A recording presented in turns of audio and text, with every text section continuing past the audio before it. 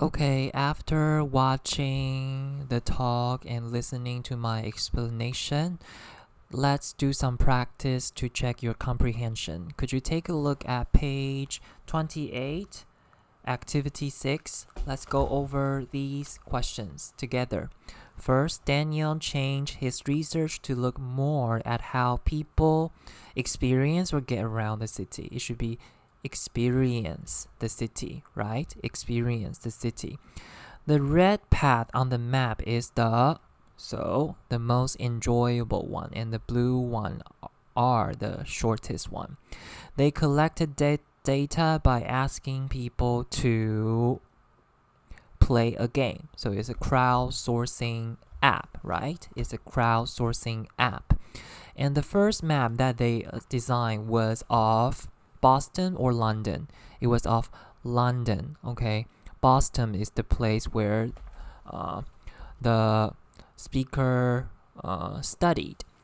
And their research now is in developing maps based on smell, sound, and memories. So the speakers did mention the place where he got his first kiss, right? Their goal is to encourage people to take what through the city? Take many paths, okay? Do not just follow the path given by your mapping apps. Try to explore different detours, or even better, use their cartography. Okay, cartography, do you still remember what that is? It means map. Okay, so if you want to develop your ability to think critically, you can take a look at activity 8 on page 29. Look at question 3. Why might these people be interested in using this kind of mapping app? So we have 4 groups of people. A tourist spending a week in a new city. Would a tourist want to use this app? A courier who delivers letters and packages quickly for companies by bicycle. Would a person who is in charge of this be interested in using this app? Or will a student be interested in using it? Or will a taxi driver be interested in using it? Not really, right? Because usually a taxi driver's job is to get a person to his or her destination as soon as possible. Okay, and these are your discussion questions. Would you like to have this mapping app on your smartphone? Why or why not? And if you are a tourist, what kind of tour would you enjoy most? Why? So to answer the second question, you can refer to the vocabulary about different types of travel and choose one and explain. Okay, remember you need to organize your responses properly. Okay, so now let's review present and past participles again. So present participles ends with ing and past participles ends with ed, and they come from verbs and they are used as adjective in sentences. And present participles are used to describe the thing that makes you feel an emotion. And past participles are used to describe how a person feels. And when we use the past participle, we also need to use them with collocations, right? Don't forget about the collocation I listed in the previous lecture. Okay, now I assign you activity 2 on page 131, right? Now let's take a look at them. So the first question, if you reading on the train, try listening to audiobooks instead. So we are describing a person's feeling. So of course we need to use the past participle.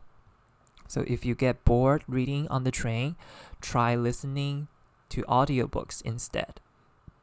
Number 2, what number of students spend more than 2 hours a day getting to and from schools? So here we are talking about the feelings given by the number of students, right? So of course we will use the present participle, a surprising number. Were you about traveling alone on the train late at night? We're talking about the the feeling of a person. So of course we will use the past participle, worried. Bolivia's cable cars. Look, so we are talking about cable cars, feelings given by cable cars. So you will use present participle, frightening. But many commuters say they feel more after their trip. So commuters, feelings of people. Then you will use the past participle, relaxed. And commute, the verb means to travel from A to B. So the person who does that is called commuters.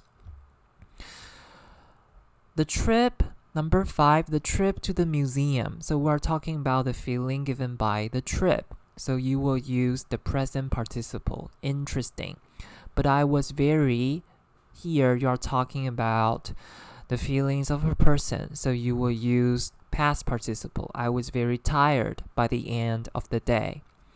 I understand when I'm in class, but when I'm doing my homework, I get. So you're talking about your feelings, the feelings of a person.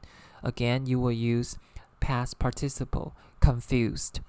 I didn't enjoy that at all. The taxi was driving too fast. It was what? So you're talking about the feeling given by the taxi. So you will use the present participle, terrifying. And finally, phew, those stairs are what? They should put an elevator in your building. So you are talking about feelings given by those stairs. So you will use the present participle. Okay, I hope through these 8 questions you know when to use the present and when to use the past participle much better. Okay, now let me wrap up this unit. In the very beginning, we learned different types of travel, right? Long trip, expedition, short trip, excursion, and trip by sea, voyage, or cruise. Or we also talk about backpacking, right? And also some verbs about travel, commute. Or some nouns about travel, paths and routes. And you can also see the speaker of TED Talk use these words too. And from the TED Talk Happy Maps, we learn different terms such as data mining, crowdsourcing, and cartography. The speaker uses crowdsourcing to create an app that collected people's favorite places and use these results to create a map full of emotions that gives people the shortest, quietest, and most enjoyable paths when they are looking for directions. And he encourages us to explore more, to take more detours. So now you are done with the talk. It's time for you to think critically. Don't you think the idea of the speaker is too romantic? Not everyone has the luxury to explore the city. So in this sense, would you still consider this talk convincing? Okay, or is it only applicable to a group of people only? Okay, so practice your critical thinking ability, or you can practice it, okay, with the activity I refer to during my lecture. And finally, present and past participle. Present participles ends with ing, and they are usually used to talk about feelings given by certain events or things. And past participles ends with ed. They are used to describe people's feelings. And when we use past participle, you also need to pay attention to collocations. So what are the collocations? You may refer to, okay, the charts given in the previous lecture. Okay?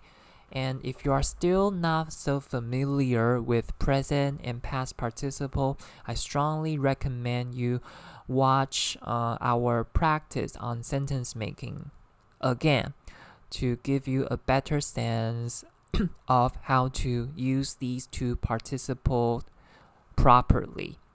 Okay, so that's it for this unit. I appreciate the time and effort you put into this lecture. I will see you again. 拜拜。